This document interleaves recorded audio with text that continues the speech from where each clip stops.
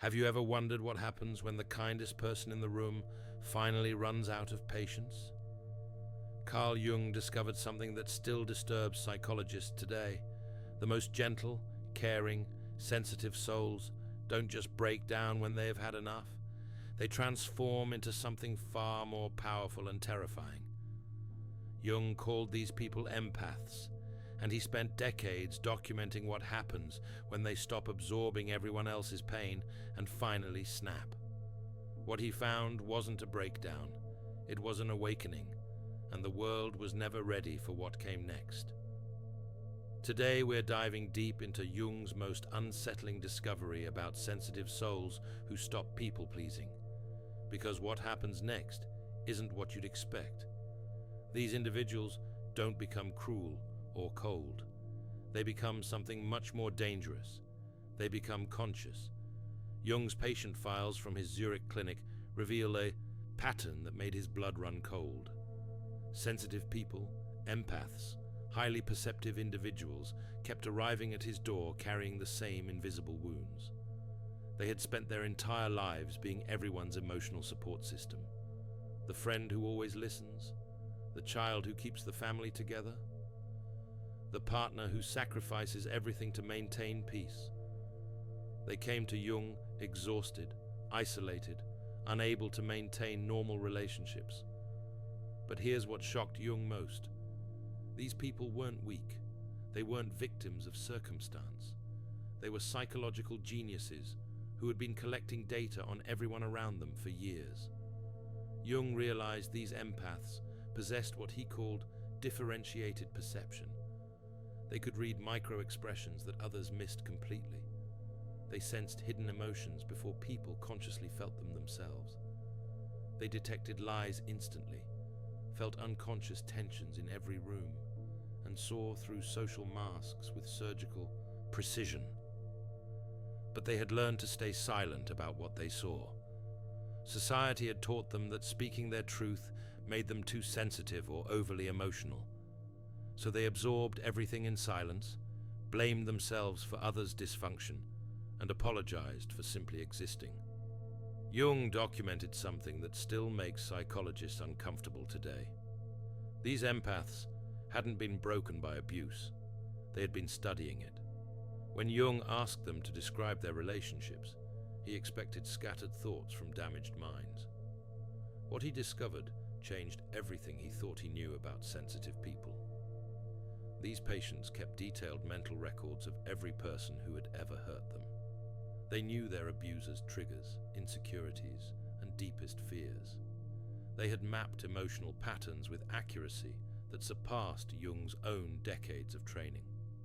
They understood the psychology of manipulation better than the manipulators themselves. But they had never used this knowledge, not once, until something pushed them past their breaking point. Jung wrote in his private notes that the empath's mind isn't a victim's diary, it's a strategist's war room, waiting for the moment of activation. These sensitive souls had been playing chess while everyone else thought the game was checkers. And when they finally decided to make their move, the whole board changed. The transformation Jung documented didn't happen gradually. It happened in one explosive moment he called shadow integration under extreme duress. The trigger was always the same: profound betrayal by someone the empath had completely trusted and protected, a partner's infidelity after years of devotion, a parent's cruelty after decades of sacrifice, a friend's backstabbing after countless hours of support. The specific betrayal varied, but the pattern remained identical across every case. Jung studied. What made these betrayals devastating wasn't the act itself. It was the realization that the empath had seen the signs all along and ignored them.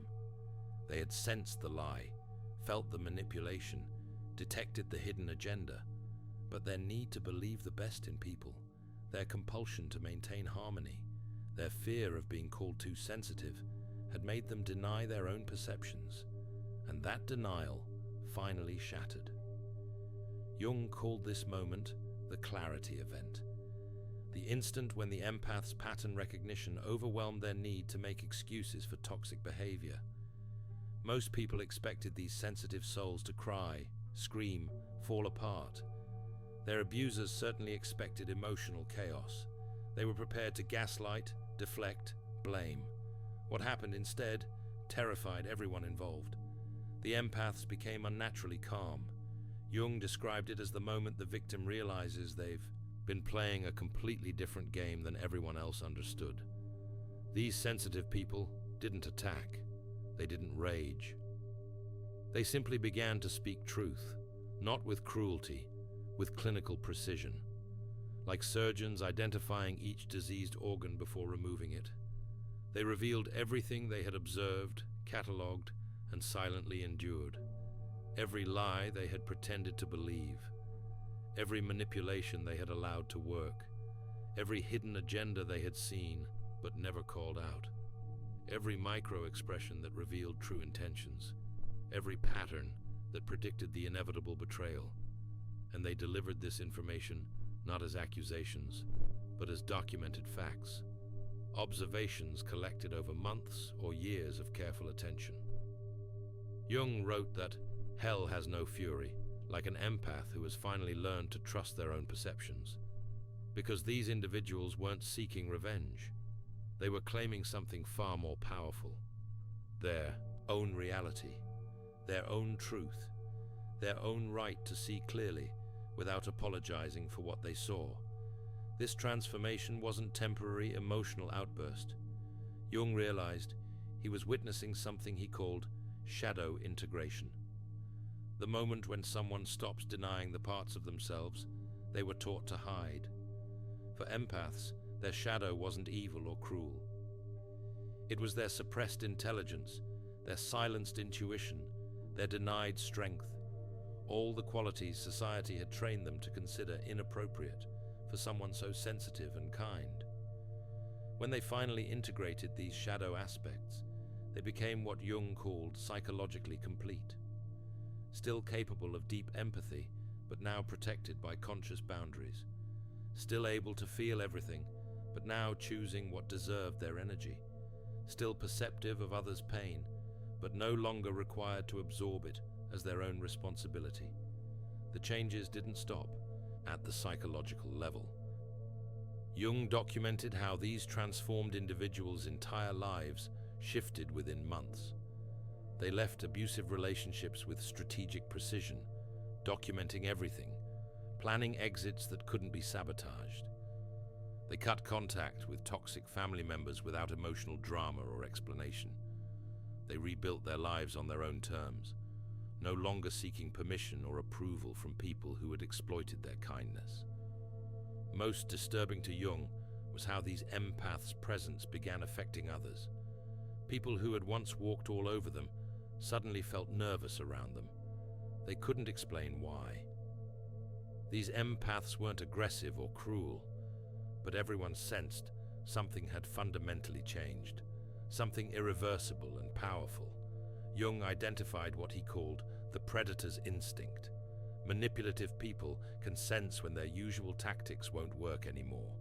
They avoid integrated empaths the way vampires avoid sunlight, not because the empath threatens them overtly, but because their presence makes manipulation impossible.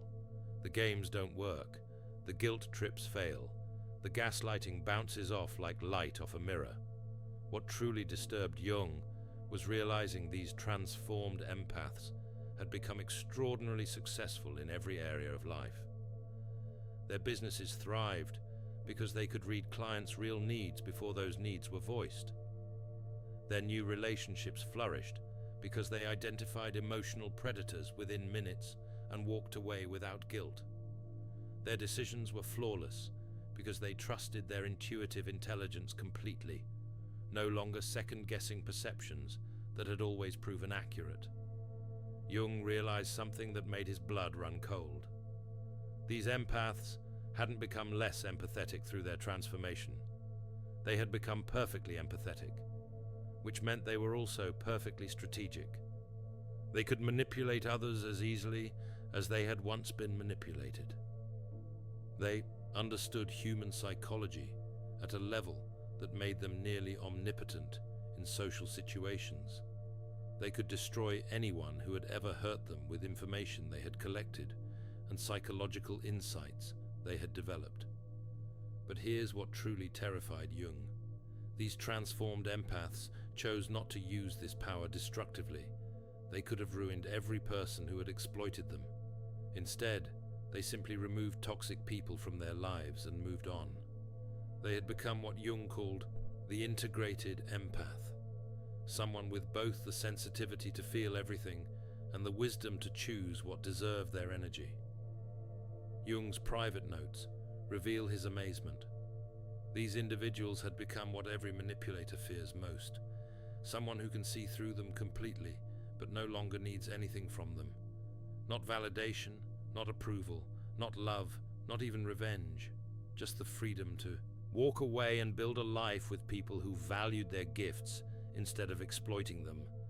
The transformation created what Jung called the empath's mirror effect. These awakened individuals didn't have to actively confront dysfunction anymore. Their mere presence reflected issues back onto others with uncomfortable clarity. Manipulators couldn't stand to be around them. They felt exposed, seen through, unable to operate their usual psychological games. Meanwhile, authentic people felt safe with these empaths for the first time, recognizing someone who could see clearly but chose kindness anyway. Jung observed families collapsing around transformed empaths, not because these individuals destroyed anything, but because they stopped enabling dysfunction. Alcoholic relatives were forced to face their addictions without an emotional dumping ground. Narcissistic parents had to find other sources of validation. Toxic siblings could no longer use awakened empaths as psychological punching bags. The empath's transformation forced everyone around them to either evolve or reveal their true nature. Healthy people in their lives grew stronger from their example. Toxic people exposed themselves through desperate attempts to pull these empaths back into old patterns. Jung documented case after case where the empath's awakening triggered a cascade of revelations throughout entire social systems. Hidden dysfunctions became visible. Unspoken agreements shattered. Collective illusions collapsed. The most dangerous part of this transformation, Jung realized, was how it threatened what he called collective, unconscious agreements. Every family, workplace, and community functions partly through unconscious agreements about what will and won't be acknowledged. The alcoholism everyone pretends not to notice. The affair everyone knows about but never mentions. The emotional abuse disguised as tough love. The manipulation presented as caring. Awakened empaths inadvertently violate these agreements simply by existing authentically. They don't have to call out dysfunction explicitly.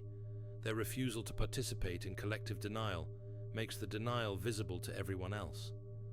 This is why Jung found that transformed empaths often became scapegoated by their groups. Not because they caused problems, but because they revealed problems that already existed in the collective unconscious. Jung identified 3 specific dangers that made highly perceptive individuals so threatening to social systems. First, collective unconscious disruption. When someone sees through shared illusions that hold groups together, they become a destabilizing force, whether they intend to or not. Second, psychological isolation. The curse of consciousness is that it cannot be shared with those who don't possess it. The awakened individual becomes an island of awareness in an ocean of unconsciousness. Third, and most dangerous, identity dissolution. Being overwhelmed by others' psychological contents leads to complete loss of individual identity in favor of collective possession. This third danger was what Jung called participation mystique, a state where psychological boundaries dissolve and the individual becomes merged with collective unconscious contents. Jung observed that people who absorb unconscious material from others often lose contact with their own authentic personality.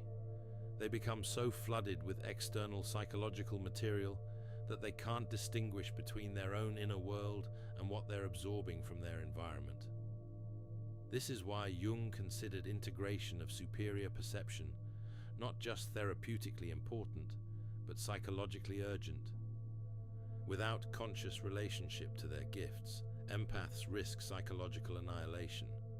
But with proper integration, they become what humanity needs for its psychological evolution: culture carriers, consciousness pioneers, people who help make the unconscious conscious before it manifests destructively in collective behavior. Jung developed what he called the individuation process for these highly perceptive individuals. 3 phases of conscious development.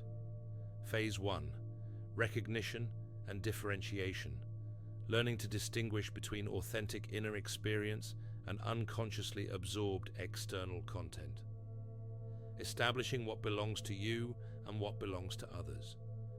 Jung instructed patients to spend time in complete solitude daily, allowing absorbed material to settle so they could recognize their own authentic psychological voice. Phase 2, shadow integration.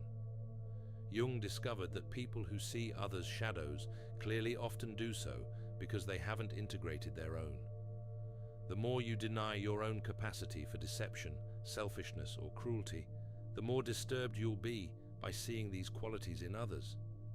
Shadow integration means acknowledging that you contain every human quality you observe in others.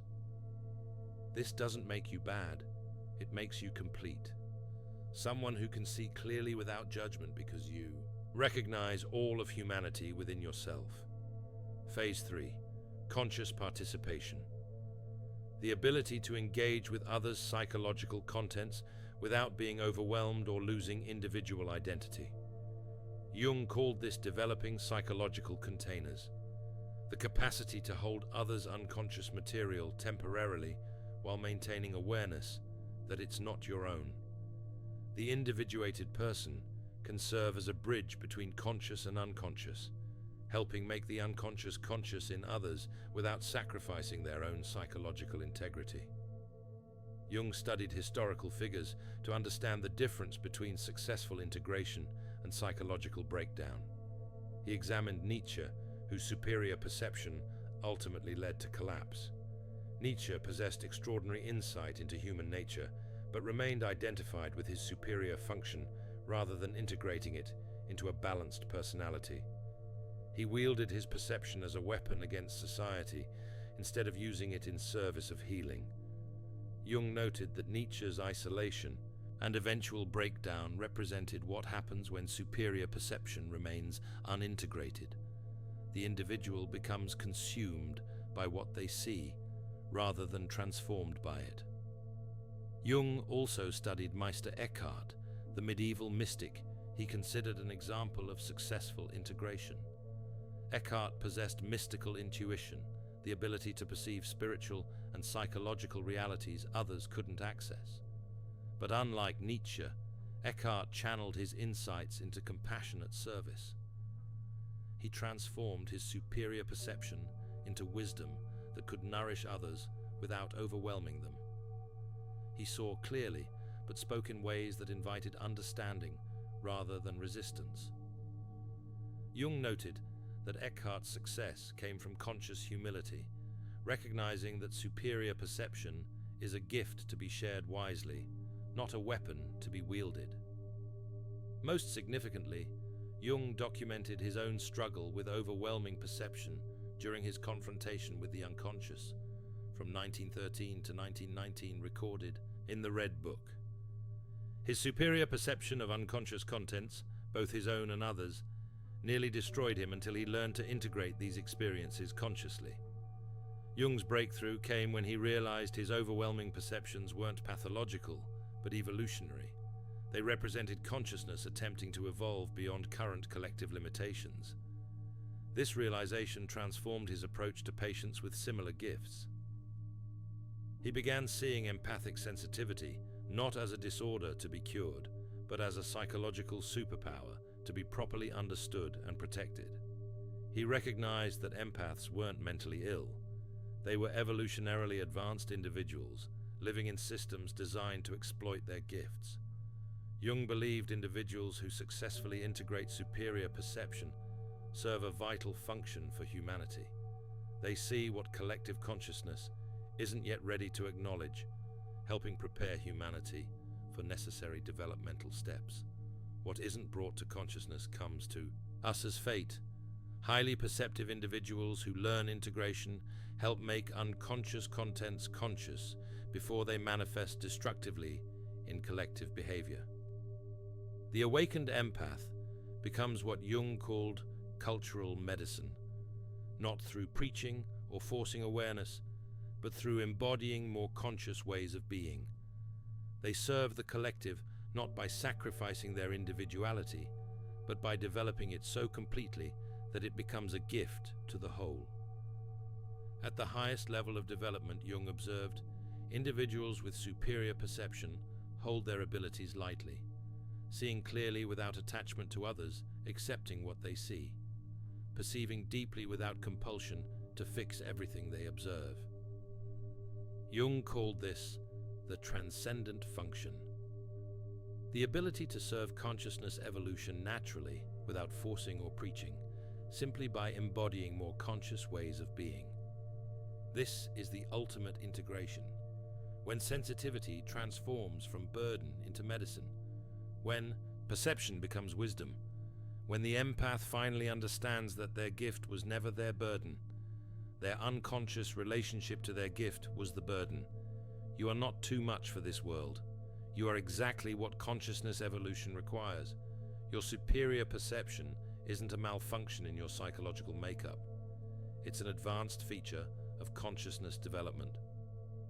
You're not broken because you see everything others miss. You're psychologically ahead of your time. The question isn't whether you should suppress your perception to fit in with collective unconsciousness. The question is whether you'll develop the individuation skills necessary to integrate your perception consciously. Jung's work offers a path from dangerous isolation to conscious service, from overwhelming perception to integrated wisdom, from psychological curse to evolutionary contribution. You were born to see everything, not to suffer in silence, but to serve consciousness evolution. The world needs your insights delivered with the integration, wisdom, and strategic awareness that transform dangerous perception into cultural medicine. The danger of seeing everything isn't that you see too much. It's that you might never learn to see with the integration and wisdom your gifts demand. Your transformation is inevitable. The only question is whether you'll direct that power consciously or let life force it upon you. The empath will awaken. Choose to do it on your own terms. If you recognize yourself in Jung's observations about highly perceptive individuals, share in the comments which phase of integration you're experiencing right now. Your journey connects with others walking the same path. And if you're ready to explore more of Jung's insights about psychological development that transcends collective limitations, check out the video on 7 dangerous Carl Jung psychology places that destroy your mind, where we reveal the psychological environments that are particularly toxic for highly sensitive individuals and Jung's strategies for protecting your consciousness while engaging with an unconscious world. Thanks for watching. See you in the next dimension.